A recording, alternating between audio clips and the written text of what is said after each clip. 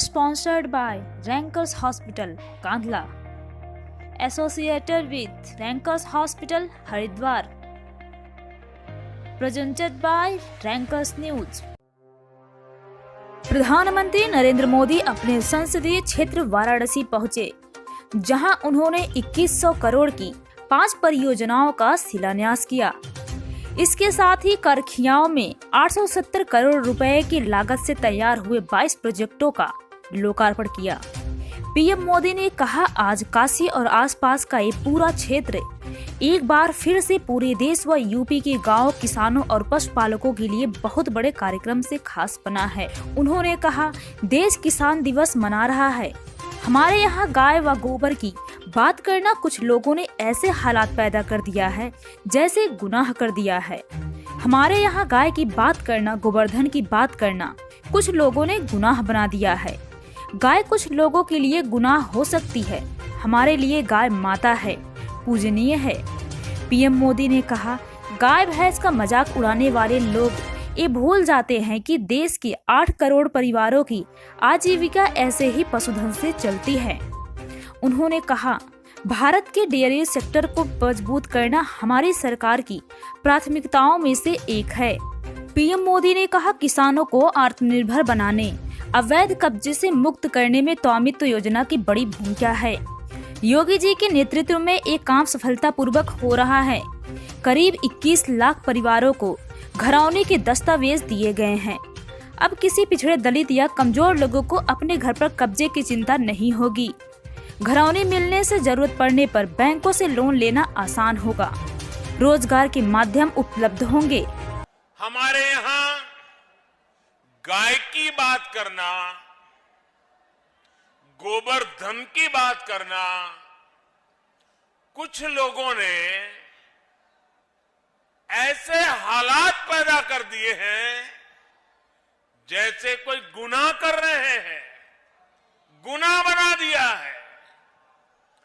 गाय कुछ लोगों के लिए गुनाह हो सकती है, हमारे लिए गाय माता है, पूजनीय है। गाय भैंस का मजाक उड़ाने वाले लोग ये भूल जाते हैं कि देश के 8 करोड़ परिवारों की आजीविका ऐसे ही पशुधन से चलती है। यही नहीं, यहां अच्छी नस्ल के पशुओं के लिए किसानों को मदद मिलेगी और पशुओं के लिए बढ़िया क्वालिटी का आहार भी उपलब्ध कराया जाएगा। दूध, दही, छाछ, मक्खन, पनीर के अलावा यहां आइसक्रीम और मिठाइयां भी बनेगी। यानी बनारस की लस्सी,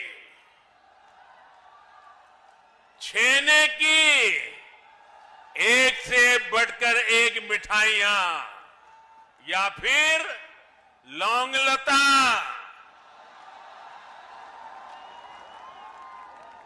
इन सब का स्वाद और बढ़ जाएगा।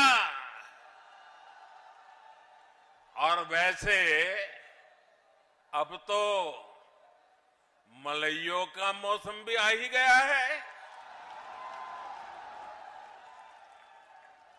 एक प्रकार से बनास काशी संकुल बनारस के रस को और बढ़ा देगा। भाइयों और बहनों, आमतौर पर दूध की क्वालिटी की प्रामाणिकता को लेकर हमारे यहां बहुत उलझन रही है। दूध खरीदें तो कौन सा सुरक्षित है, इसकी पहचान सामान्य व्यक्ति के लिए मुश्किल होती है। प्रामाणिकता के लिए अलग अलग व्यवस्थाओं के कारण पशुपालकों, दुग्ध संघों सहित पूरे डेयरी सेक्टर को भी अनेक कठिनाइयों का सामना करना पड़ता है। अब देश भर के डेयरी सेक्टर के लिए इस चुनौती का, इसका समाधान किया गया है। आज भारतीय मानक ब्यूरो ने देश भर के लिए एकीकृत व्यवस्था जारी की है।